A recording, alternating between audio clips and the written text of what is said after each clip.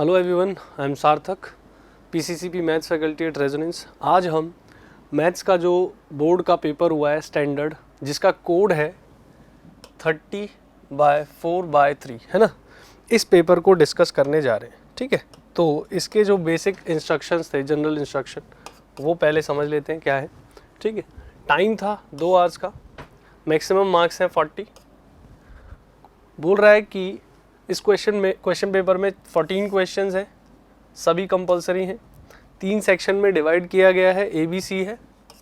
Section A जो है उसमें 6 क्वेश्चंस हैं जो कि सभी 2 मार्क्स के हैं, और इंटरनल चॉइस दी हुई है इसके अंदर 2 क्वेश्चंस के अंदर। ठीक है, सेक्शन B के अंदर क्या है, 4 क्वेश्चंस है, 3 मार्क्स के हैं सभी क्वेश्चंस। इसके अंदर भी इंटरनल चॉइस है, किसी एक क्वेश्चन में होगी। ठीक है, सेक्शन C जो है उसमें क्या है, 4 क्वेश्चन है, सभी 4 मार्क्स के ही हैं।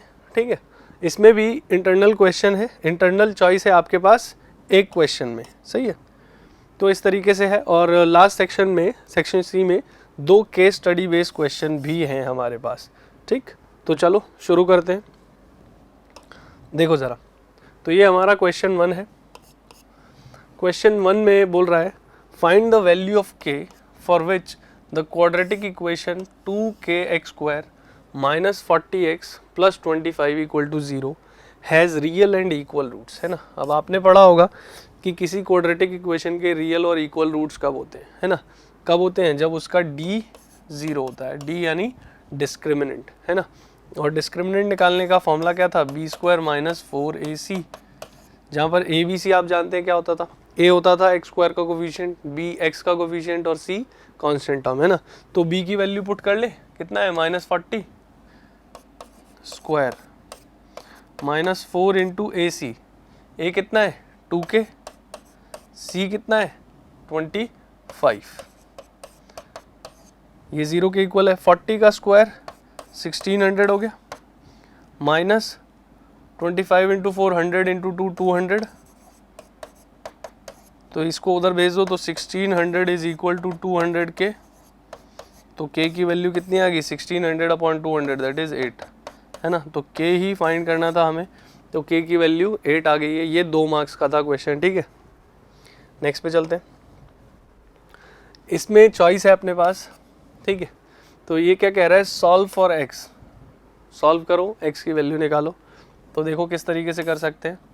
2 और 5 का एलसीएम ले सकते हो, कितना हो जाएगा 10, और ये हो गया आपका 5 इंटू 5 5x², 4 1 माइनस 2x, तो ये हो गया 25x² plus 4, 10 into 1 10 minus 20x। सही है, अब देखो इसको इधर ले आओ सबको, तो ये हो गया 25x² माइनस से इधर आके प्लस 20x हो गया, और ये 4 माइनस 10 हो गया, जो कि कितना हो गया, -6 हो गया, -6 हो गया। ठीक है, अब इस क्वाड्रेटिक इक्वेशन को हम सॉल्व करके x की वैल्यू निकाल सकते हैं। सॉल्व करने के लिए हमारे पास कुछ मेथड है। ठीक है, या तो फैक्टराइज कर लो या क्वाड्रेटिक फॉर्मूला यूज़ कर लो, है ना, ये आपकी इच्छा है। ठीक है, तो देखो मैं क्या करता हूँ, क्वाड्रेटिक फॉर्मूला से सॉल्व कर देता हूँ इसको। तो हम d निकाल सकते हैं। d क्या होता है, b² minus 4ac, b² that is 20² minus 4ac, a कितना है 25 और c कितना है -6, तो 20 का स्क्वायर तो हो गया 400। सही है, माइनस प्लस 25 इंटू 4 100, 100 इंटू 6 600, तो ये तो आ गया 1000, तो d की वैल्यू आ गई 1000। तो रूट्स निकालने के लिए क्या फॉर्मूला था, x equal to -b plus minus root d/2a, तो पुट कर दो -b कितना है 20, तो -20 plus minus root d that is 1000 divided by 2 into a कितना है 25। ठीक है, नेक्स्ट पेज पे करते हैं इसको। तो ये था -20 प्लस माइनस रूट 1000 को आप 10 इंटू 10 रूट 10 लिख सकते हो ना, कोई दिक्कत तो नहीं है। ठीक है, ये 100 इंटू 10,000 हो गया, इस तरीके से लिख सकते हो। और नीचे क्या था, 2 इंटू 25 दैट इज 50। तो सिंप्लीफाई कर सकते हैं इसको 10 कॉमन लेके, ठीक है। इसमें मैंने 10 कॉमन ले लिया तो ये बचा -2 प्लस माइनस √10 डिवाइडेड बाय 50, तो ये इससे कैंसिल हो गया। तो x की एक वैल्यू आई -2 प्लस √10/5 और दूसरी वैल्यू आई -2 माइनस √10/5, ठीक है। तो ये दोनों हमारे क्या हो गए, रूट्स हो गए, सही है, या सॉल्यूशन हो गए। आगे बढ़ते हैं, नेक्स्ट है सेकंड क्वेश्चन। इसमें कह रहा है the mode of grouped frequency distribution is 75, ठीक है। मोड कितना दिया हुआ है, 75। आगे बढ़ते हैं, मॉडल क्लास दी हुई है 65 to 80, है ना। मॉडल क्लास कितनी है, 65 to 80, तो ये भी लिख लेते हैं।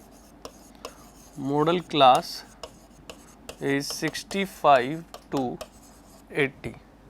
इसके आगे जो है वो कह रहा है the frequency of the class preceding the model class is 6, है ना। मॉडल क्लास की फ्रीक्वेंसी से पिछली वाली क्लास जो है उसकी फ्रीक्वेंसी 6 है, तो उसको मैं F0 से नोट करता हूँ। And the frequency of the class succeeding the model class is 8, है ना। उस क्लास की फ्रीक्वेंसी जो मॉडल क्लास के बाद आता है ना। मॉडल क्लास के बाद वाले क्लास की फ्रीक्वेंसी, उसकी फ्रीक्वेंसी आपको दी है 8, यानी F2 बोल देते हैं उसको, ये 8 है। हमें फ्रीक्वेंसी मॉडल क्लास की फाइंड करनी है, उसको हम बोल देते हैं F1, ये हमें फाइंड करना है। तो आपको फॉर्मूला पता होना चाहिए मोड का। तो mode is L plus F1 minus F0 upon 2F1 minus F0 minus F2 into H, ठीक है। ये अपना फॉर्मूला है मोड निकालने का। सारी वैल्यूज पुट कर दो। मोड कितना था, 75 था, ठीक है। L मॉडल क्लास की लोअर लिमिट होती है 65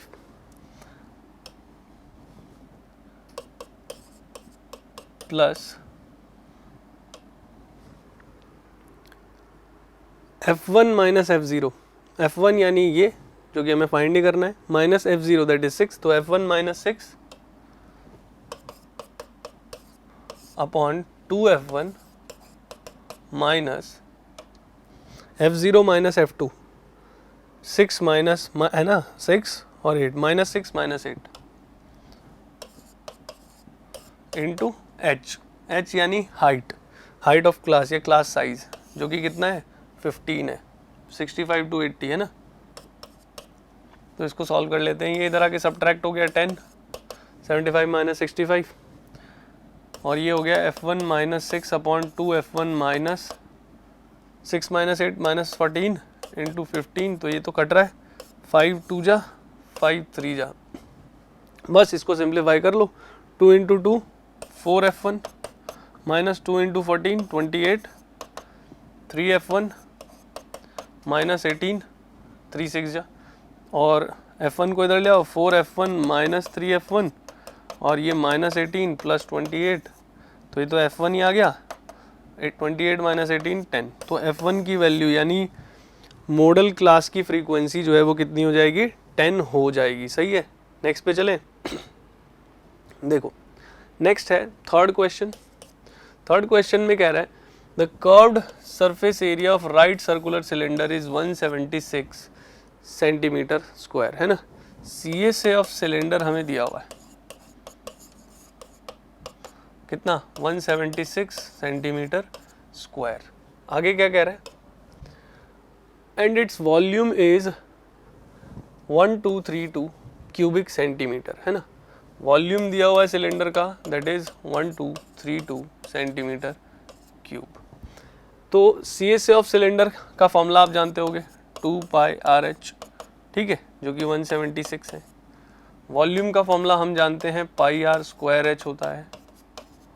हमसे पूछा क्या गया, हमसे पूछा गया हाइट ऑफ द सिलेंडर, ठीक है।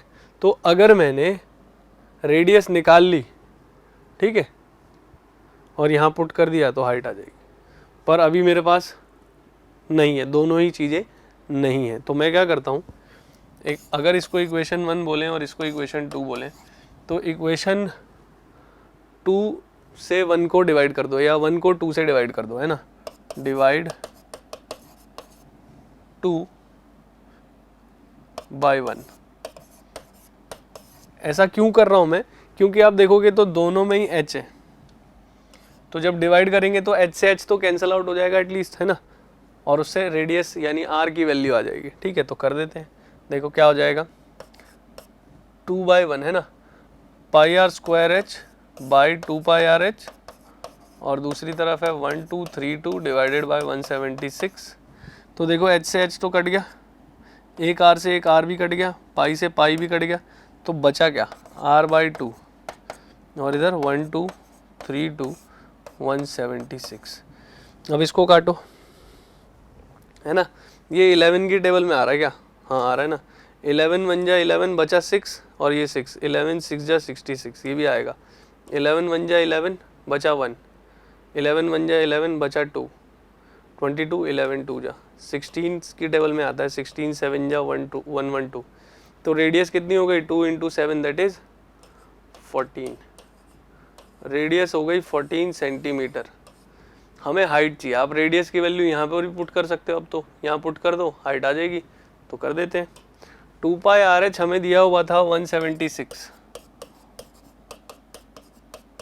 ठीक है, तो 2 पाई होता है 22/7, रेडियस हमने निकाल ली 14, हाइट हमें निकालनी है, तो ये देखो ये इससे कट रहा है, अब इसको काट दो आप, तो हाइट कितनी हो गई 176 डिवाइडेड बाई 2 22 और 2, तो ये कट रहा है 22 8 जा और ये 4 2 जा, तो हाइट आ गई 2 सेंटीमीटर, है ना, तो हाइट कितनी हो गई 2 सेंटीमीटर।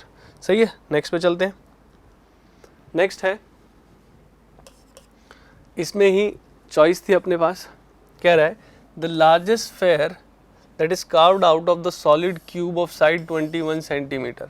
एक क्यूब है, सॉलिड क्यूब, जिसकी साइड है 21 सेंटीमीटर, है ना, इसमें से हमें एक क्यूब कार्व करके यानी काट के बाहर निकालना था, तो आपको बताना है find the volume of the sphere, है ना, उस लार्जेस्ट स्फेयर की बात कर रहा है, क्यूब में से लार्जेस्ट स्फेयर जो आपने काट के निकाला होगा उसका वॉल्यूम। तो देखो मान लो ये अपने पास क्यूब है,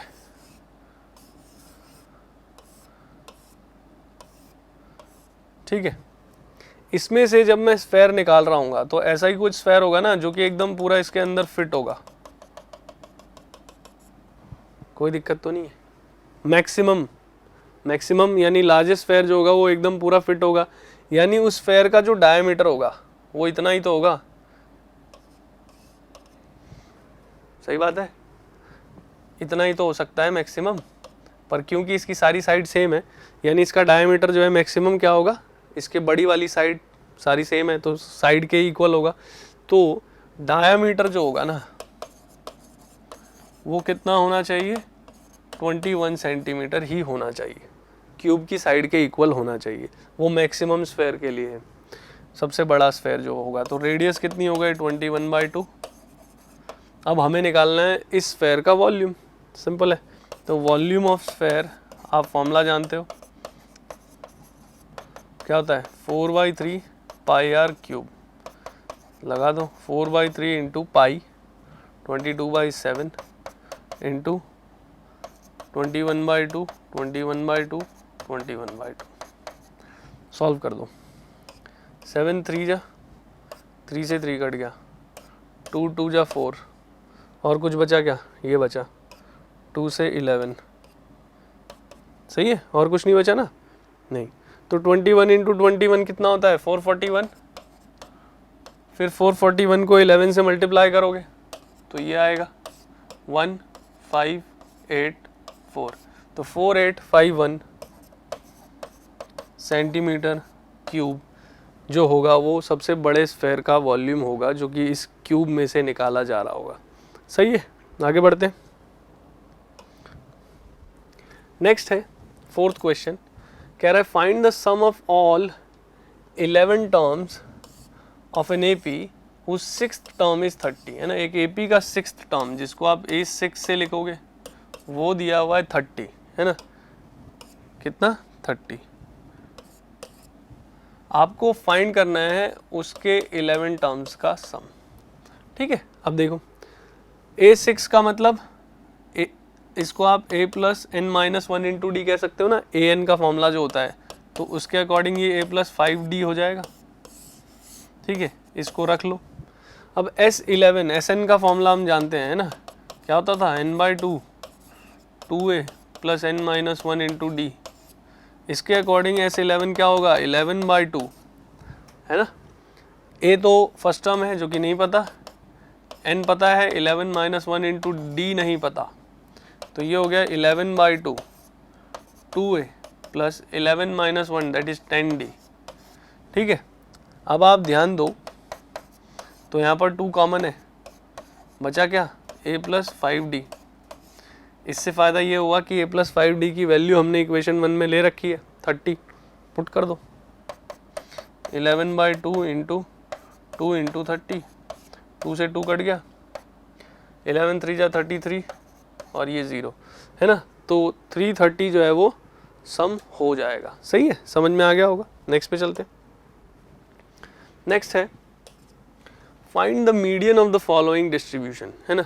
इस डिस्ट्रीब्यूशन का, इस टेबल का मीडियन बताना है। तो ये मार्क्स है, क्लास दे रखी है, ये नंबर ऑफ स्टूडेंट्स है यानी फ्रीक्वेंसी दे रखी है। मीडियन निकालने के लिए हमें CF की ज़रूरत पड़ती है। CF क्या होता है, कॉम्युलेटिव फ्रीक्वेंसी। वो कैसे आता है, फ्रीक्वेंसीज को ऐड करके। ठीक है, देखो इस तरीके से 5 प्लस 8 13, 13 प्लस 20 33 है ना, 33 प्लस 15 48।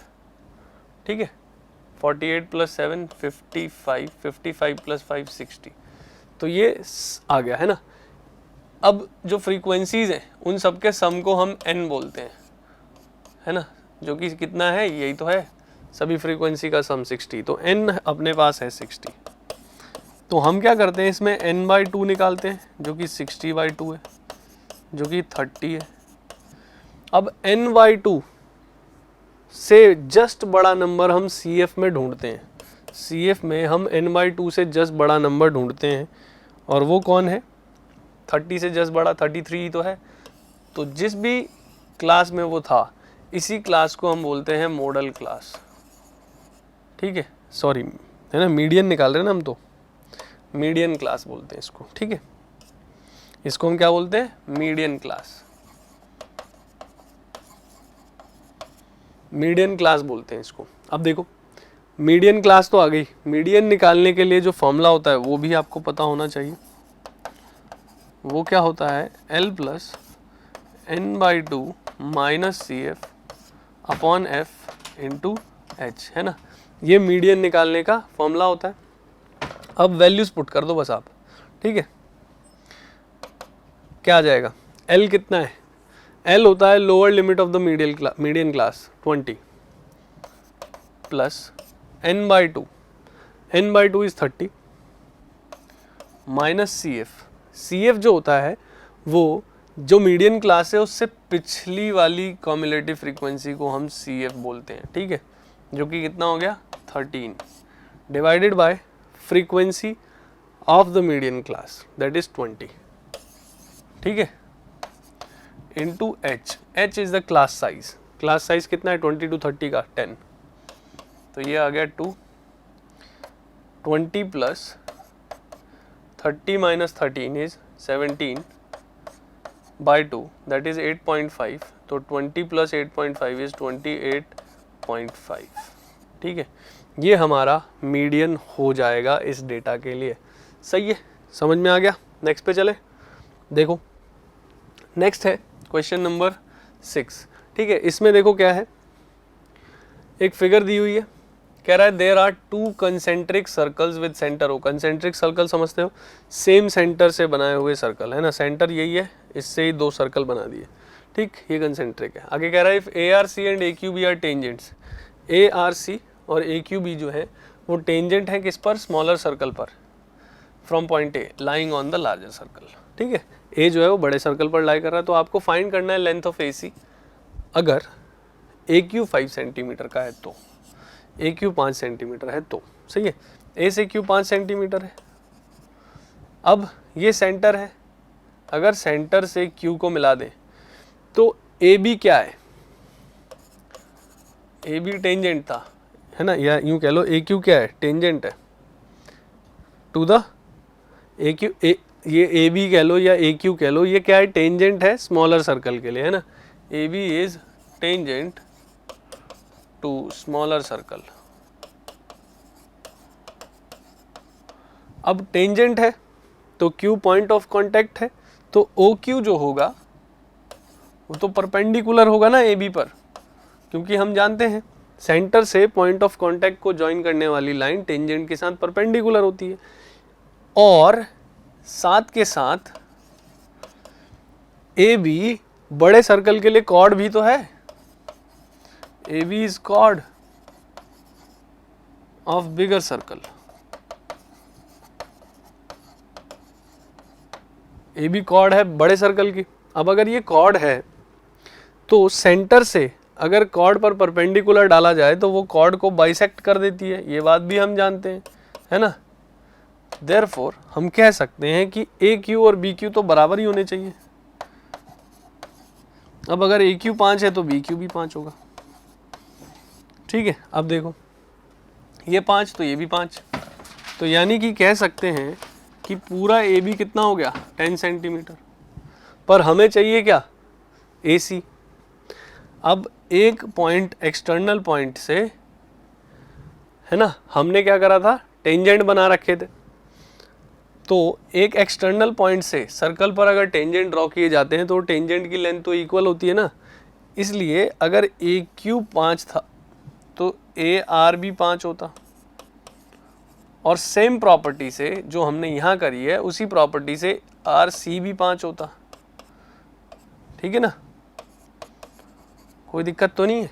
तो ए सी कितना हो जाता, वो भी 10 ही हो जाता, ए सी जो है वो भी 10 सेंटीमीटर का ही हो जाता, कोई दिक्कत तो नहीं है, समझ में आ गई बात। तो आगे बढ़ते हैं,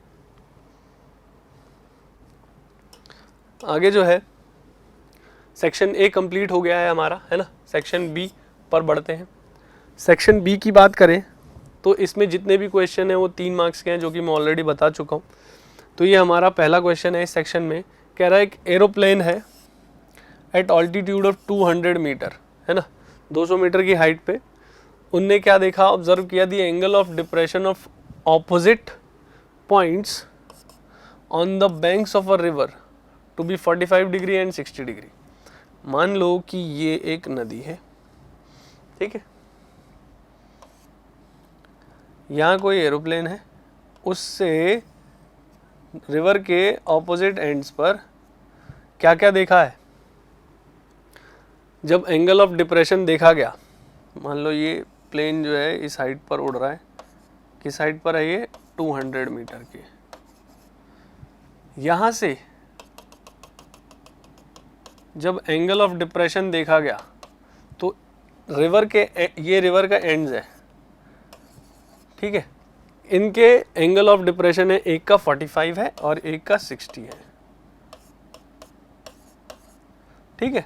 तो हम जानते हैं कि एंगल ऑफ एलिवेशन और डिप्रेशन सेम ही हो जाएंगे, क्यों, क्योंकि ये बेस के पैरेलल लाइन ड्रॉ की गई होगी, है ना। तो ये वाला एंगल भी 45 होगा और ये वाला एंगल 60 होगा, सही है। अब आप देखो इनके नाम रखोगे तो ए B C D.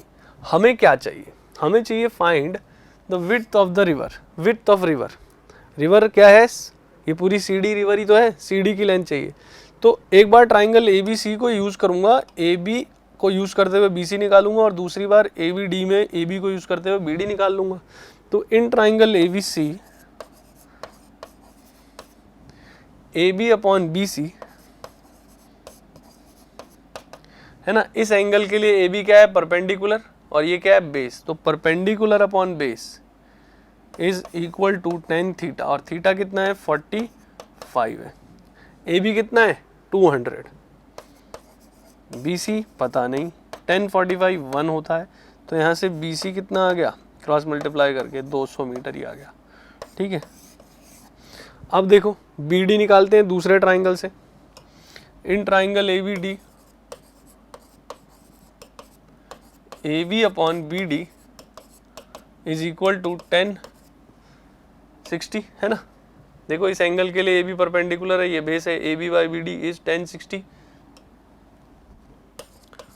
A B कितना है 200, बी डी हम निकाल लेंगे, बी डी है √3, सॉरी 1060 है √3, तो यहाँ से बी डी कितना आ गया 200 अपॉन √3।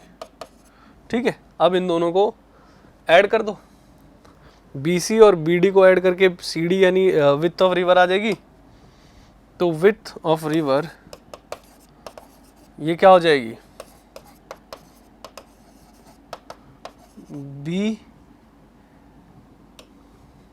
सी प्लस बी डी है ना, B C plus B D. तो बी सी तो 200 ही आया था और बी डी 200 अपॉन √3 आया है। तो इसको क्या कर सकते हैं, रैशनलाइज कर सकते हैं चाहे तो ये हो गया, चलो अभी तो एलसीएम ले लो, 200 √3 plus 200 common, √3 plus 1 upon √3 equal to क्या था विड्थ ऑफ रिवर है ना। अब देखो क्या हो जाएगा, ये रैशनलाइज कर सकते हैं तो क्या आएगा 200 √3 प्लस 1 इंटू √3 अपॉन 3। ठीक है, कुछ नहीं करना, बस इसको आप कैलकुलेट सॉल्व कर लो। ठीक है, जो भी वैल्यू दी हुई है वो पुट कर लो। √3 की वैल्यू 1.732 दी हुई है ना, √3 की वैल्यू 1.732 दी हुई है।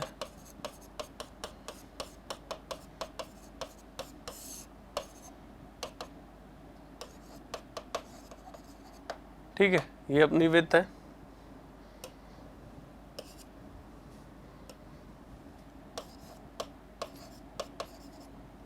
ठीक है, इसको सॉल्व कर लेंगे हम, तो विड्थ क्या आ जाएगी वो देख लेते हैं एक बार, है ना। कैलकुलेशन पे टाइम जाया नहीं करेंगे।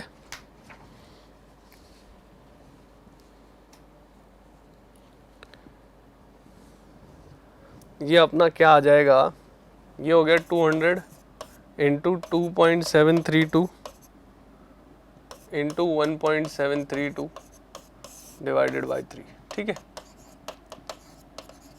इसको आप कैलकुलेट कर सकते हो, है ना, कोई दिक्कत नहीं है। प्रोसीजर समझ गए क्या करना था, दोनों में ए बी की हेल्प से बी सी और बी डी निकाल सकते थे, फिर दोनों को ऐड कर दो, सिंपल है ना, वैल्यू आ जाएगी। ठीक है, तो इसको आप कैलकुलेट करके विड्थ निकाल सकते हो।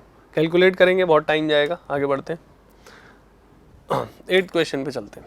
8th क्वेश्चन है कि the sum of the first 3 terms of an AP is 33 है ना। एक एपी के पहले 3 टर्म्स का सम जो है वो 33 है, और कह रहा है the product of first and third term exceeds the second term by 29। पहले और तीसरे टर्म का प्रोडक्ट जो है वो सेकंड टर्म से 29 ज़्यादा है, तो एपी बतानी है। ठीक है, तो अब देखो जब भी 3 टर्म्स की बात हो रही है एपी में और सम की भी बात हुई है उनके, तो हम क्या करते हैं, हमेशा 3 टर्म्स कौन से लेट करते हैं, ये तीनों a माइनस डी, ए और a प्लस डी। ठीक है, ये 3 टर्म्स जो हैं वो एपी में है, ये हमने लेट कर लिए। इससे फ़ायदा ये होता है कि जब हम इनको ऐड करते हैं तो डी कैंसिल हो जाता है, सिर्फ एक ही वेरिएबल बचता है। ठीक है, ये फ़ायदा हो जाता है। तो तीनों का सम हमें दिया हुआ है, और इन तीनों का सम कितना है 33 है, तो ये डी से D cancel, 3a equal to 33, और a कितना आ गया 33/3 दैट इज 11, a आ गया 11। ठीक है, अब आगे क्या कह रहा है, product of first and third है ना, फर्स्ट और थर्ड का प्रोडक्ट सेकंड से 29 ज़्यादा है। सेकंड से अगर 29 ज़्यादा कर दें तो फर्स्ट और थर्ड के प्रोडक्ट के इक्वल आ जाएगा। सही है, तो ये क्या हो जाएगा, ए स्क्वायर माइनस बी स्क्वायर का फॉर्मूला यहाँ पर लगा सकते हैं, माइनस बी प्लस बी से, और ये a प्लस 29 है। a की वैल्यू हमने निकाल ही लिया 11, पुट कर देते हैं। 11 square minus D square equal to 11 plus 29, तो ये 121 और ये 40 हो गया, इसको ला के सब्ट्रैक्ट कर दो। 121 माइनस 40 81, डी स्क्वायर, तो ये स्क्वायर रूट लोगे तो प्लस माइनस के साथ आ जाएगा, तो डी की वैल्यू आ गई प्लस माइनस 9। ठीक है, तो ए तो पता ही है 11 है, डी की दो वैल्यूज पॉसिबल है, या तो +9 या -9। तो जब हम ए को क्या ले लेंगे, 11 लेंगे और डी को प्लस का 9 लेंगे, तो हमारे तीन नंबर्स क्या थे, a माइनस डी, ए और a प्लस डी, है ना। और अगर a को 11 और d को -9 लेंगे तो भी हमारे नंबर तो यही थे, a माइनस डी, a और a plus D. Values put कर दो बस। a 11 है, 11 माइनस 9 2 होगा, 11 प्लस 9 20 होगा, तो ये तीन नंबर्स हैं, है ना। AP इस तरीके से चलेगी। और अगर a 11 है तो a minus D, a minus minus D, है ना, तो ये कितना हो जाएगा 11 प्लस 9 20, और ये a प्लस डी यानी 11 प्लस ऑफ -9 यानी 2, है ना। तो ये AP इस तरीके से चलेगी। तो दो AP पॉसिबल है, सही है। हमने बताना था AP क्या है, तो दो AP पॉसिबल है। आगे बढ़ते हैं। 9th क्वेश्चन में फर्स्ट पार्ट जो है वो है find the value of P for which the quadratic equation P into X minus 4 into X minus 2 plus X minus 1 का whole square is 0 has real and equal roots, है ना। अब एक क्वाड्रेटिक इक्वेशन है जिसके रूट्स कैसे हैं, real और इक्वल, यानी कि एक चीज़ तो पता चल गई कि इसमें डी 0 होगा, डिस्क्रिमिनेंट 0 होगा। पर इसको थोड़ा सा सिंप्लीफाई कर लेते हैं इक्वेशन को। ठीक है, देखो कैसे कर सकते हैं। इन दोनों को मल्टीप्लाई करोगे क्या आएगा, एक्स स्क्वायर -4 -2 -6x प्लस 4 2 जा 8 प्लस एक्स माइनस 1 का होल स्क्वायर यानी x square minus 2x plus 1। ठीक है, a माइनस बी का होल स्क्वायर खोल दिया इसमें। अब इसमें कॉमन ले लो, ये देखो एक्स स्क्वायर कॉमन लोगे तो यहाँ से बचेगा p और यहाँ से बचेगा 1। और इन दोनों में देखो क्या कॉमन है, 2 भी कॉमन है वैसे तो, -2 कॉमन है और x कॉमन है, तो यहाँ से बचेगा 6p था, 2p कॉमन तो 3p। ठीक है, 3p बचेगा। कुल मिला के मल्टीप्लाई करने के बाद भी कॉमन ले सकते हो। फिर ये 8p और ये 1, अच्छा यहाँ पर ये क्या बचा था, 2x कॉमन आ गया था ना, तो 1 बचा था। फिर ये 8p प्लस 1, 8p प्लस 1 जो है वो यहाँ से आ गया। तो इस तरीके से अपनी क्वाड्रेटिक इक्वेशन है। अब इसमें डिस्क्रिमिनेंट 0 होगा, हमें p चाहिए था, तो डिस्क्रिमिनेंट क्या होता है, b स्क्वायर माइनस 4ac होता है, ये 0 है। b क्या है, 3p प्लस 1, ठीक है, का स्क्वायर माइनस 4ac, a क्या है, p प्लस 1 है। हाँ एक सेकेंड, है ना, b में ये चीज़ प्लस ये माइनस का 2 भी आएगा, है ना, -2 भी इसमें इंक्लूड कर लो b के अंदर, -4 इंटू a इंटू सी, ये 0 होगा। ठीक है, इसको सॉल्व करते हैं। तो ये हो गया 2 का स्क्वायर, पूरे पे स्क्वायर होगा ना, ये 4, और ये 3p प्लस 1 का whole square -4 into 8p square plus p plus 8p plus 9p plus 1। ठीक है, देखो 4 दोनों में कॉमन ले सकते हैं, तो बचेगा क्या, 3p प्लस 1 का whole square that is 9p square plus 1 plus 6p, 9p square plus 1 plus 6p, a plus b का होल स्क्वायर लगा दिया, है ना। और दूसरी तरफ -8p square minus 9p minus 1, -9p square minus 8p square, है ना, 8p स्क्वायर है ना, -9p minus 1, 8p square minus 9p minus 1, ये तो इधर डिवाइड में आके 0 बन गया। 9p square minus 8p square is p square, 6p 9p minus 3p, 1 1 cut गया, तो ये p कॉमन, p माइनस 3, इन दोनों का प्रोडक्ट तभी ज़ीरो होगा, या तो ये ज़ीरो हो या ये ज़ीरो हो, ठीक है। और यहाँ से P 0 आ रहा है और यहाँ से P 3 आ रहा है, तो P की ये दो वैल्यूज़ पॉसिबल हैं, ठीक है। P की ये दो वैल्यूज़ आ सकती हैं, कोई दिक्कत तो नहीं है। यही क्वेश्चन था ना, हाँ कोई दिक्कत नहीं है, P की ये दो वैल्यूज़ पॉसिबल है, सही है। अब देखो नेक्स्ट पे चलते हैं। इसका अपने पास चॉइस भी है, तो इसमें कह रहा है had Aarush scored 8 more marks, है ना, in mathematics test out of 35 marks. 35 marks का टेस्ट है, अगर 8 मार्क्स और आए होते, जितने उसके आए थे उससे ज़्यादा आए होते, तो क्या होता, 7 times these marks would have been 4 less than the square of his actual marks। तो एक्चुअल मार्क्स की बात हो रही है, तो मान लेते हैं late his actual marks be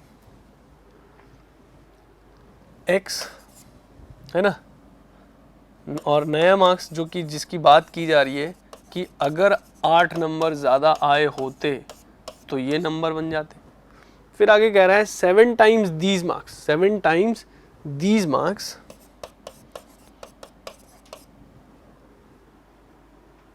would have been 4 less than the square of his actual marks, है ना, ये जो है वो उसके एक्चुअल मार्क्स के स्क्वायर से 4 कम होते, है ना, एक्चुअल मार्क्स के स्क्वायर से 4 कम होते। तो इसको सॉल्व कर लो, 7x + 56 = x स्क्वायर - 4, भेजो उसको दूसरी तरफ, तो ये हो गया x square - 7x - 56 - 4 - 60, quadratic equation बन गई, सॉल्व कर लो, फैक्टर बना दिए, -12 + 5 - 60, तो ये क्या बन गया, x कॉमन x - 12, इन दोनों में 5 कॉमन x - 12, पूरे में x - 12 कॉमन, बचा क्या x + 5, तो इन दोनों का प्रोडक्ट तभी ज़ीरो हो सकता है, यानी या तो अगर ये ज़ीरो हो या ये ज़ीरो हो, और अगर ये ज़ीरो होगा तो x की वैल्यू 12 आएगी, और ये ज़ीरो होगा तो x की वैल्यू -5 आएगी। -5 पॉसिबल नहीं है, ठीक है, क्योंकि यहाँ पर नेगेटिव मार्किंग की कोई बात नहीं की गई है टेस्ट में, तो टेस्ट में जो भी मार्क्स आएंगे वो पॉजिटिव ही आने चाहिए, ठीक है। तो यानी कि उसके 12 मार्क्स आए होंगे। हमसे पूछा गया है ना, how many marks did he get in the test, है ना, एक्चुअल मार्क्स की बात हो रही है, तो उसके 12 मार्क्स आए थे। अब देखो क्वेश्चन 10 पे आ गए हम। 10th क्वेश्चन है, construct a pair of tangents to a circle of radius 5 centimetre. एक सर्कल है जिसकी रेडियस 5 सेंटीमीटर है, which are inclined to each other at an angle of 60 degree, है ना। अब ये क्वेश्चन काफ़ी बार किया होगा हमने। देखो इसको क्या है, इसमें ये एक सर्कल है, इसका सेंटर है अपने पास, रेडियस 5 सेंटीमीटर की हमने बनाया है इस सर्कल को। अब आगे क्या कह रहा है इसको समझना।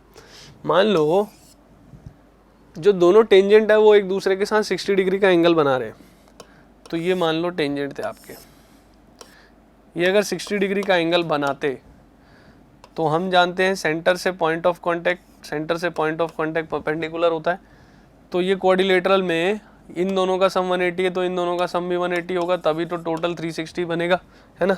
सम 180 होगा तो ये वाली चीज़ 120 होनी चाहिए, हाँ है ना, कोई दिक्कत तो नहीं है, तभी तो 360 टोटल सम आएगा। यानी मैं ये तो जानता हूँ ना कि सेंटर का है, पर मुझे ये थोड़ी पता है कि ये पॉइंट, जिस पॉइंट से टेंजेंट बनाने वो पॉइंट यहाँ मिलेगा, ये थोड़ी पता है मुझे, तो ये चीज़ नहीं पता है। पर मुझे ये पता है कि जो 120 का एंगल बनना है वो तो सेंटर पे ही बनना है, तो बस इस बात का यूज़ करते हुए मैं सेंटर पे 120 डिग्री का एंगल बना लेता हूँ।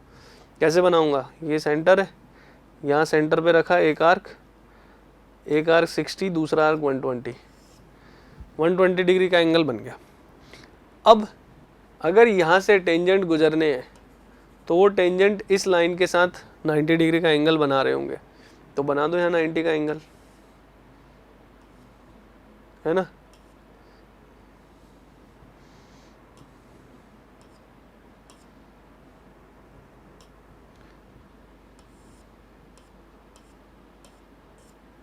$90 डिग्री का एंगल तो बनाना आता होगा सभी को, है ना। ये कंपास खोला, यहाँ रखा एक आर्क, यहाँ रखा दूसरा आर्क, इस पे रखा ये आर्क, इस पे रखा ये आर्क, ठीक है। ये इस एंगल का बाइसेक्टर है। इसी तरह यहाँ पर भी सेम 90 का एंगल बना देते हैं।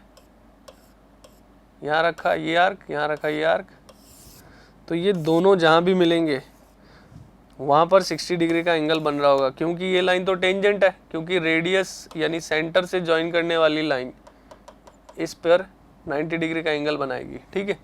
इस पर भी कोई दिक्कत तो नहीं, तो ये दोनों टेंजेंट बन गए। तो इस तरीके से आप इसको कंस्ट्रक्ट कर सकते थे। बस इसके बाद आपको लिखने थे स्टेप्स, ये बहुत ज़रूरी थे, ठीक है। कुछ नहीं करना होता, क्या किया वही लिखते जाओ। Draw a circle of radius 5 centimetre, पहला स्टेप। दूसरे में draw an angle of 120 degree at the centre, नाम रखना है तो नाम रख दो AOB, ठीक है। उसके बाद at A draw an angle of 90 degree, at B draw an angle of 90 degree, they intersect at कुछ भी नाम रख दो P, hence PA and PB are tangent, और एंगल सम प्रॉपर्टी से आप दिखा सकते हो कि एंगल 60 डिग्री का हो जाएगा। क्लियर है? आगे बढ़ते हैं। सेक्शन B कंप्लीट हो गया, सेक्शन C पर आ गए। सेक्शन C में जो भी क्वेश्चन है वो 4 मार्क्स के, ठीक है। तो चलो शुरू करते हैं।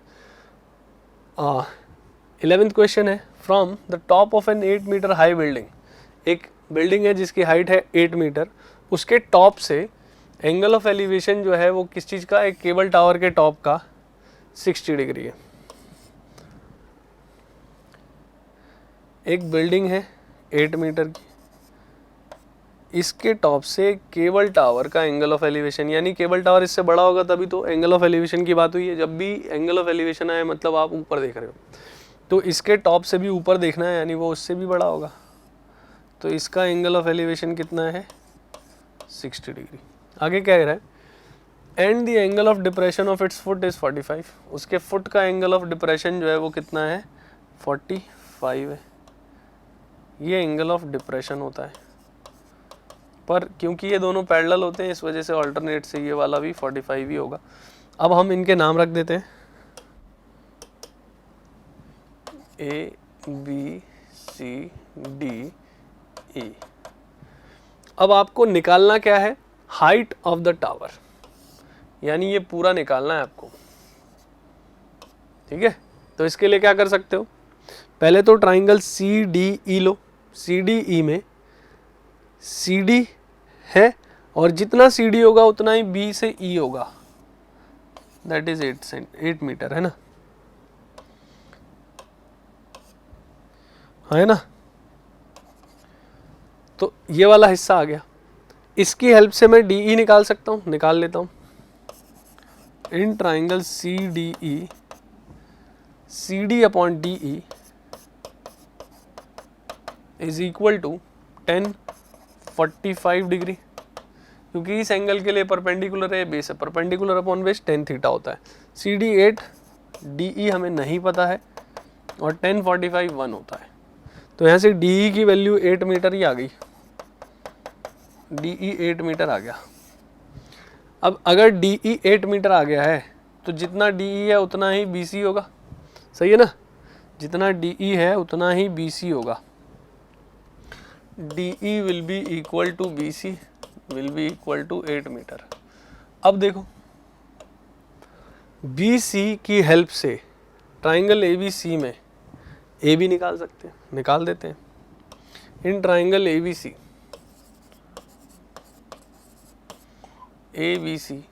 AB upon BC will be equal to 10 theta, और थीटा 60 डिग्री है। AB हम निकालने वाले हैं, BC 8 ही है, 10 60 √3 होता है, तो AB आ गया 8 √3, है ना, कितना आ गया 8 √3। अब आगे बढ़ते हैं। अब क्योंकि हमें टावर की हाइट चाहिए, ठीक है, क्या चाहिए, टावर की हाइट। तो टावर की हाइट कैसे आएगी, AB प्लस BE करके। तो height of tower will be AB plus BE, है ना। AB कितना है, AB 8 √3 है और BE 8 है, ठीक है। AB 8√3 है, BE 8 है, दोनों को ऐड करोगे तो 8 कॉमन, √3 + 1 पॉइंट, √3 की वैल्यू कुछ दी रखी थी ना, 1.732, ठीक है, +1, तो ये आ जाएगा 8 × 1 + 1 2.732 है ना, इसको कर सकते हैं मल्टीप्लाई, ठीक है, 8 2 जा 16, 8 3 जा 24 और 1 25, 8 7 जा 56 और 2 58, 8 2 जा 16 और 5 21 मीटर है ना। तो ये अपनी हाइट आ गई टावर की, कोई दिक्कत तो नहीं है, इस तरीके से हम इसे सॉल्व कर सकते थे। नेक्स्ट क्वेश्चन जो है वो है क्वेश्चन नंबर 12। इसका ए पार्ट है, यानी इसमें चॉइस होगी अपने पास, ठीक है। अब देखो क्या रहा है, in figure 2 if a circle touches the sides QR of triangle PQR, एक सर्कल जो है वो PQR ट्राइंगल के QR साइड को टच कर रहा है, देख पा रहे हैं हम, है ना, at S, and extended side PQ and PR at M and N, है ना। PQ को बढ़ाया तो सर्कल को M और N पर टच किया हुआ है, तो आपको बताना है, यानी प्रूव करना है, PM जो होगा वो half of PQ plus QR plus PR, यानी कि पेरीमीटर का आधा होगा, ये प्रूव करना है। तो एक काम करो, राइट साइड को सॉल्व कर लो, ठीक है, राइट साइड को सॉल्व कर लेते हैं। तो राइट साइड को सॉल्व करेंगे तो ये half PQ plus QR plus PR, QR को मैं क्या लिख सकता हूँ, QS अब प्लस SR, तो ये हो गया PQ plus QS plus SR plus PR, है ना। अब देखो समझना, Q जो है इस पॉइंट से QM और QS बना हुआ है ना, क्या बना हुआ है, QM और QS, किसी भी एक्सटर्नल पॉइंट से सर्कल पर अगर टेंजेंट बनाए जाते हैं तो उनकी लेंथ इक्वल होती है, यानी QM जो है वो किसके इक्वल होगा, QS के इक्वल होगा। इसी तरह SR और RN इक्वल होंगे, SR और RN जो है वो इक्वल होंगे। रीज़न हम दे सकते हैं क्या, tangent drawn from an external point to a circle are equal, है ना। किसी भी एक्सटर्नल पॉइंट से सर्कल पर जब दो टेंजेंट ड्रॉ किए जाएंगे तो वो इक्वल लेंथ के होंगे, इस वजह से QM और QS बराबर होंगे और R से RS और RN बराबर होंगे, ठीक है। अब मैं इनकी वैल्यू पुट कर रहा हूँ, QS की जगह QM पुट कर देते हैं और SR की जगह RN पुट कर देते हैं, तो ये हो गया हाफ PQ प्लस QS की जगह QM प्लस SR की जगह RN प्लस PR, तो PR है ही। अब देखो PQ प्लस QM क्या है, PQ प्लस QM PM है ना, और RN प्लस PR क्या है, RN प्लस PR क्या है, PN है। पर फिर वही बात यहाँ पर भी आ गई कि इस बड़े सर्कल, इस सर्कल पर P से ये दो टेंजेंट नहीं बना रखे, PM और PN, तो एक ही पॉइंट से दो टेंजेंट बनाए हैं तो इक्वल होंगे, यानी PM और PN भी तो इक्वल होंगे, तो PM और PN इक्वल होंगे, तो PN की जगह वापस PM रख सकता हूँ क्योंकि ये दोनों इक्वल ही तो है। क्या PM और PN इक्वल हो गए क्या, बस इसकी वैल्यू पुट कर दी, PN की जगह PM रख दिया, तो ये तो हाफ 2 टाइम्स PM हो गया, और ये कट के कितना ही आ गया, PM ही तो आ गया। तो हमने देखा कि राइट साइड को सॉल्व करके हम पहुंच गए कहाँ, PM पर, जो कि हमें चाहिए था। समझ गए क्या, नेक्स्ट पे चले। देखो जरा, नेक्स्ट है इसका जो चॉइस में था वो है, in figure 3 a triangle ABC is drawn to circumscribe a circle of radius 4 centimetre. हमें इसकी रेडियस दी हुई है 4 सेंटीमीटर सर्कल की, एक ट्राइंगल ने सर्कल को सर्कमस्क्राइब कर रखा है, रेडियस है 4, such that BD and DC into which BC is divided by the point of contact D BC जो है वो D पर डिवाइड हुआ है, BC पॉइंट ऑफ कॉन्टेक्ट है D, है ना। आर ऑफ लेंथ 6 एंड 8, ये दिया हुआ है 6 और 8। अगर पूरे ट्राइंगल का एरिया दिया हुआ है 84 सेंटीमीटर,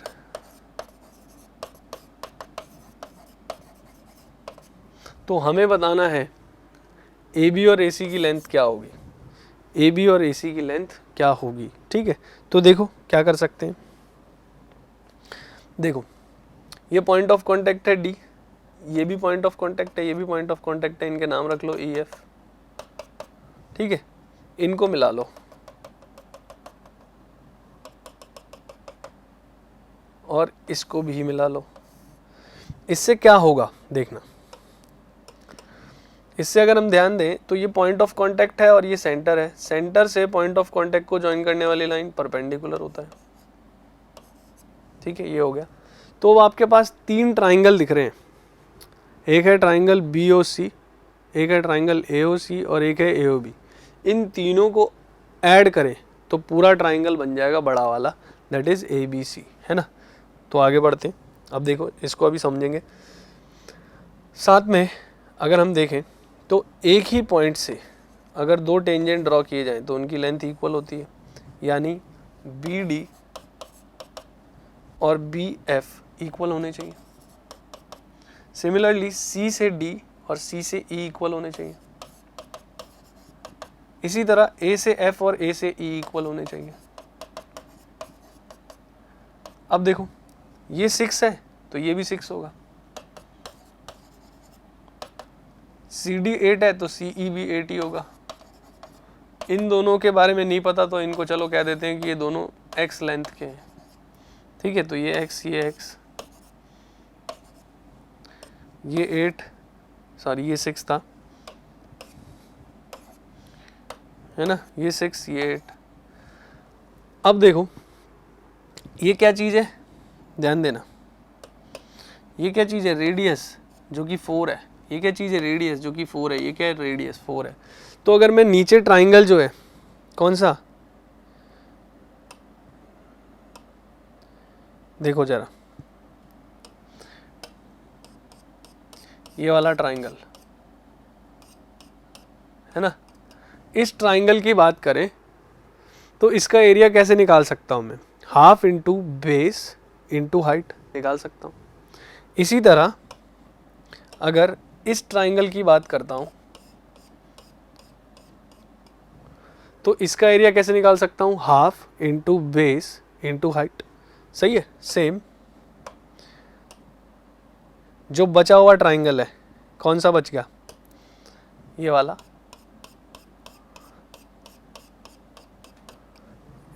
इसका नाम क्या है, AOB।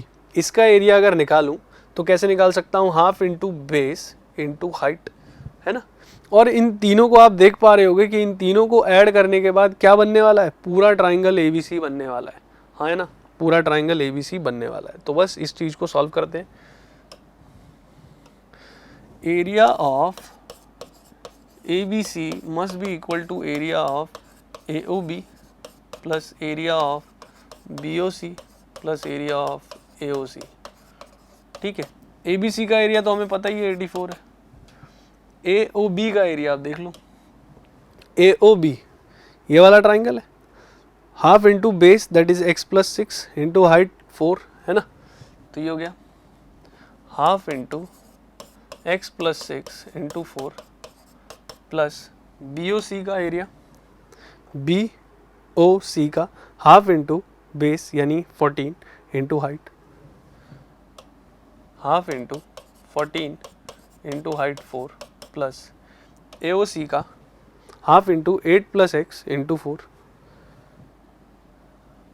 Half into 8 plus x into 4। अब देखो ये तो कट ही रहा है, 2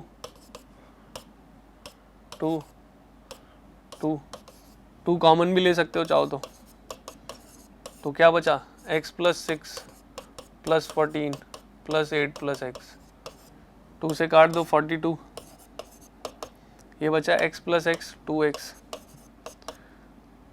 14 प्लस 8 22 प्लस 6 28, 28 माइनस कर दो तो 2x बचा, 14 2 बचा, डिवाइड कर दिया तो x की वैल्यू कितनी आ गई 7। हमें क्या पूछा गया है, हमें पूछा गया है find the length of AB and AC। AB A से B तक x प्लस 6 है, AC क्या है 8 प्लस x है, तो बस यहाँ पर लिख देता हूँ मैं। देखो AB कितना होगा x plus 6 that is 7 plus 6 that is 13 centimetre. और अगर AC चाहिए था तो AC कितना होगा 8 प्लस x यानी 8 प्लस 7 यानी 15 सेंटीमीटर। ठीक है, 8 AC हो गया 8 प्लस x, कोई दिक्कत तो नहीं है, AB और AC आ चुका है। ठीक है, आगे बढ़े। देखो जरा नेक्स्ट है क्वेश्चन नंबर 13 जो कि केस स्टडी का है। इसमें कह रहा है योगा जो है एक एंशिएंट प्रैक्टिस है which is a form of meditation and exercise. ठीक है, इसमें कुछ योगा से रिलेटेड थ्योरी दी हुई है। ठीक है, आगे क्या कह रहा है कि कुछ लोग हैं अलग अलग एज ग्रुप के जो कि एक योगा के कैंप में आए हुए हैं, उसका डेटा हमें दिया हुआ है। हमें फर्स्ट में बताना है इस टेबल के अकॉर्डिंग कि मीडियन एज क्या है पीपल की जो कि कैंप में इनरोल हुए हैं, जो कि आए हुए हैं। ठीक है, तो इसको सॉल्व करते हैं, टेबल बना लेते हैं। मीडियन की बात हो रही है फर्स्ट पार्ट में, एज है हमारे पास और नंबर ऑफ पीपल है। ठीक है, अब देखो एज किस तरीके से है 15 to 25 और 75 to 85 है ना, इस तरीके से चलेंगे 15 to 25, 25 to 35, 35 to 45, 45 से 55, 55 से 65, 65 से 75, 75 से 85, इस तरीके से दिया हुआ है। नंबर ऑफ पीपल कैसे दिए हैं वो देख लेते हैं। 8, 10, 15, 8, 10, 15, 25, 40, 24, 18 है ना, 25, 40, 24, 18। अब हमें क्या निकालना है मीडियन। मीडियन के लिए हमें चाहिए होता है CF that is cumulative frequency. वो कैसे आएगा इन सबको ऐड करके, तो 8 plus 10 18, 18 plus 15 33, 33 plus 25 58, 58 plus 40 98, 98 plus 24 122, 122 plus 14 is 180। तो इन सब का सम ही ये चीज़ होता है दैट इज n। तो मीडियन निकालने के लिए हम निकालते हैं n/2, n/2 140/2 दैट इज 70। ठीक है, ये आ गया 70। अब इससे क्या होता है कि CF में 70 से जस्ट बड़ा नंबर हम ढूंढते हैं, वो ये रहा। और इस वाली क्लास को हम क्या बोल देते हैं मीडियन क्लास। ठीक है, इसको क्या बोल देते हैं हम मीडियन क्लास। मीडियन क्लास हो गई। तो अब मीडियन का फॉर्मूला क्या होता है, मीडियन का फॉर्मूला होता है L plus n/2 minus CF upon F into H। बस वैल्यूज पुट करनी है आपको। L होता है मीडियन क्लास का लोअर लिमिट जो कि है 55, n/2 अपने पास है 70, CF मीडियन क्लास से पिछली वाली कम्युलेटिव फ्रीक्वेंसी होती है upon F frequency of median class into height that is class size कितना है 10। तो ये आ गया 1/4। ये हो गया 55 प्लस 70 माइनस 58 इज 12/4 यानी 3। तो 55 प्लस 3 इज 58। तो मीडियन एज जो है वो 58 है ना। मीडियन एज क्या है 58 है। क्लियर है, ये हमने फर्स्ट पार्ट कर लिया। सेकंड पार्ट पे आते हैं। सेकंड पार्ट में हमसे पूछ रहा है कि if x more people of age group 65 to 75 had enrolled for the camp, है ना। x लोग और आए हैं इस एज ग्रुप के तो मीन जो है, मीन वुड हैव बीन 58 है ना, मीन कितना हो जाएगा 58 हो जाएगा। तो आपको बताना है x की वैल्यू क्या होगी, ठीक है, x की वैल्यू क्या हो जाएगी, कोई दिक्कत तो नहीं है। चलो देखते हैं जरा किस ग्रुप में आए हैं, 65 से 75 वाले ग्रुप में x लोग आए हैं। तो चलो मीन निकालने की बात हो रही है, यहाँ पर मीन दिया हुआ है, मीन की हेल्प से हमें x निकालने को कह रहा है ना। तो देखो टेबल तो अपने पास है ही, ठीक है, ये आप नोट कर चुके होगे। मैं इसको रब कर देता हूँ क्योंकि मैं इसी टेबल को आगे बढ़ा दूंगा।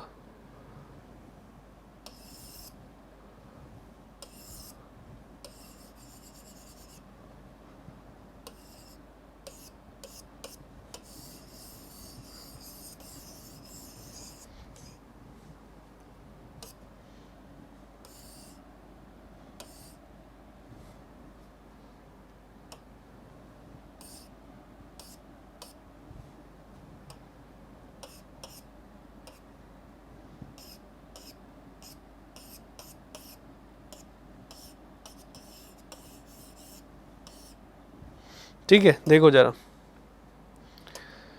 मीन निकालने की बात हो रही है। तो मीन में ये एज है, ये पीपल है, ये हमारे लिए क्या है, फ्रीक्वेंसी है। हमें चाहिए होता है क्लास मार्क, हमें क्या चाहिए होता है, क्लास मार्क, जिसको हम बोलते हैं एक्स आई। क्या बोलते हैं, एक्स आई, ठीक है। तो एक्स आई निकालने के लिए हम क्या करेंगे, देखो एक्स आई होता है क्लास मार्क, जो कि किसी क्लास की मिडल वैल्यू होती है। लोअर लिमिट और अपर लिमिट को ऐड करो और 2 से डिवाइड कर दो। 15 + 25 कितना हो गया, 40। 40 डिवाइडेड बाई 2 इज 20, ठीक है। इस तरीके से नेक्स्ट का भी निकाल सकते हो, पर आप सारे मत निकालो, आप तो गैप देख लो बस। 10-10 का गैप है तो यहाँ भी 10-10 का गैप आता जाएगा। 30, 40, 50, 60, 70 और 80, ठीक है।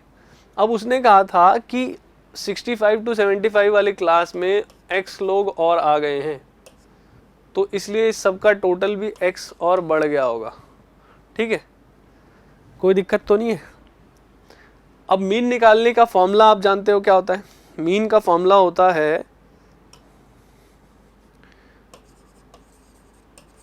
Sigma fi xi upon sigma fi। Sigma fi तो यही है फ्रीक्वेंसीज का सम, सिग्मा fi xi चाहिए, तो fi को xi से मल्टीप्लाई करोगे, ये आ जाएगा 8 × 20 16 है ना, 160, 30 × 10 300, 15 × 4 600, ठीक है, ठीक है।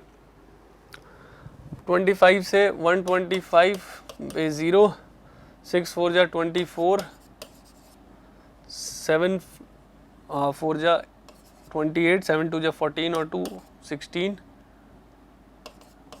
है ना, प्लस 70x और ये 8 8 जा 64, 8 1 जा 8 प्लस 6 14 है ना, ठीक है। तो इन सब का सम हम कैलकुलेट कर सकते हैं सिग्मा fi xi का, ठीक है। क्या आ जाएगा, ये आ जाएगा हमारा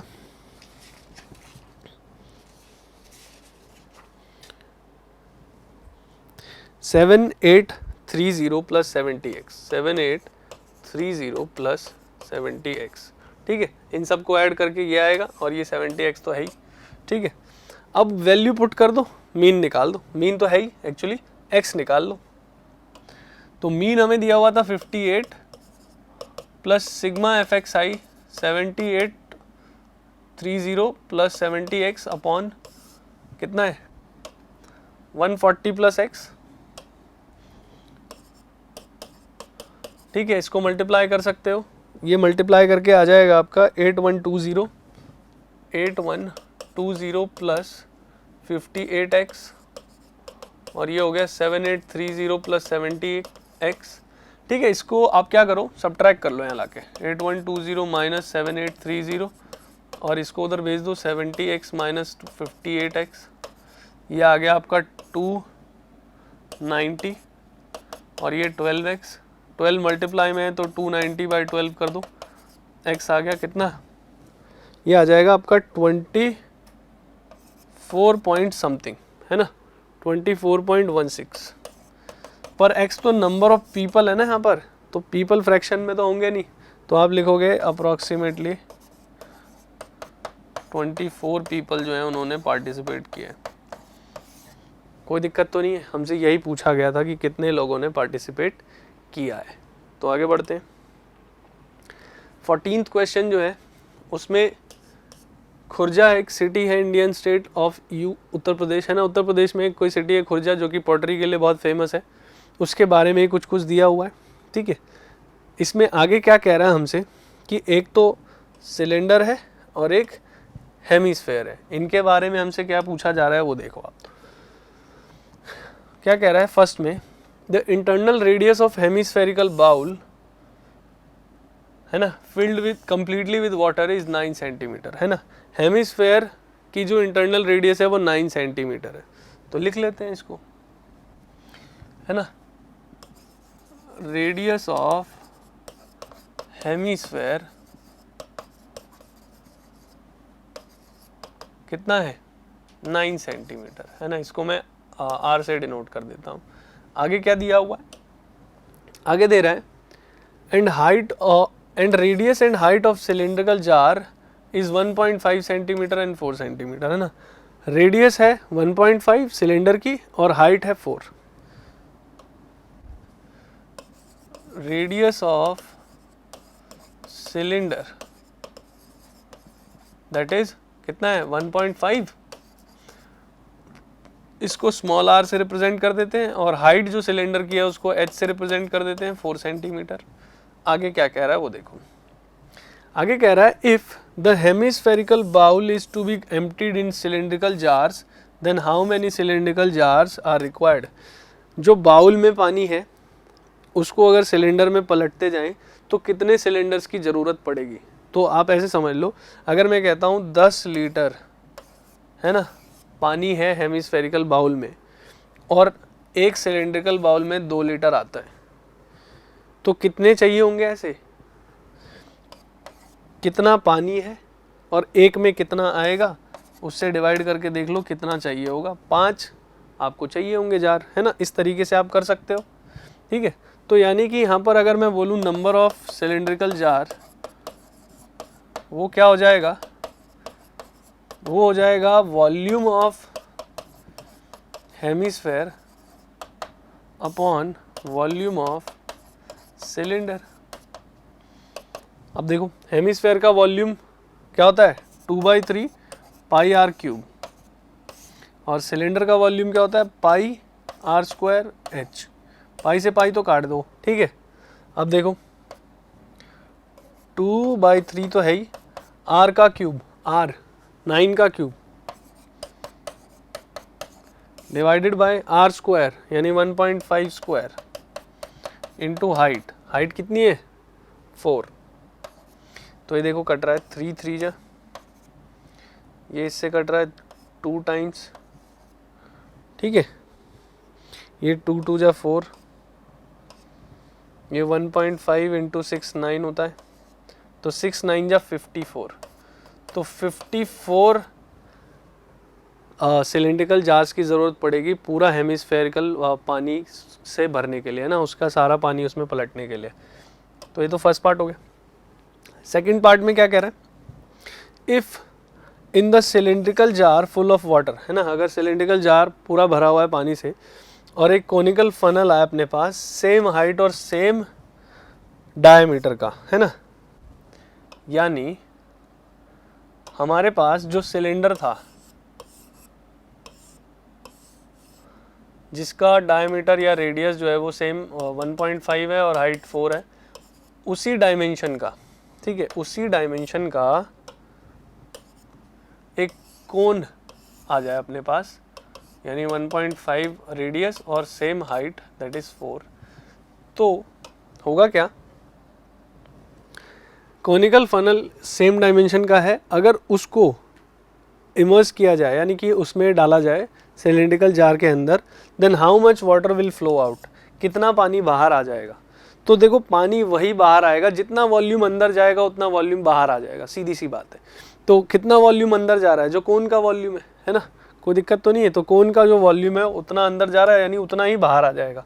तो बस वॉल्यूम ऑफ वाटर या amount of water that comes out, volume of water that comes out will be equal to, क्या हो जाएगा, वॉल्यूम ऑफ कोन, कोन के ही वॉल्यूम के इक्वल होगा, ठीक है। और कोन का वॉल्यूम क्या होता है, 1/3 पाई आर स्क्वायर एच।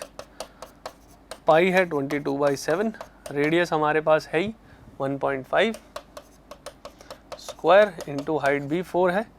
तो देखो ये क्या हो गया, 1.5 से 2 टाइम्स, ये 11, ये 4 इंटू 1.5 6 होता है, तो 11 इंटू 6 66/7। इसको आप डिवाइड कर सकते हो, क्या हो जाएगा, 7 8 जा या 7 9 जा 63, ठीक है। कितना बचा, 3 3 0, 7 4 जा 28, बचा 2 0, 7 2 जा 14। तो इस तरीके से इतना पानी बाहर आ जाएगा, सही है।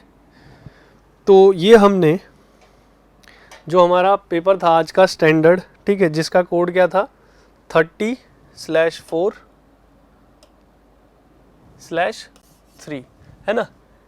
ये स्टैंडर्ड वाला पेपर था मैथ्स का, क्लास 10th का, ठीक है, बोर्ड का, जिसको हमने डिस्कस कर लिया है। आई होप ये सभी क्वेश्चंस आपको समझ आए होंगे और आपने सभी सही किए होंगे, ठीक है। That's all for the day, thank you.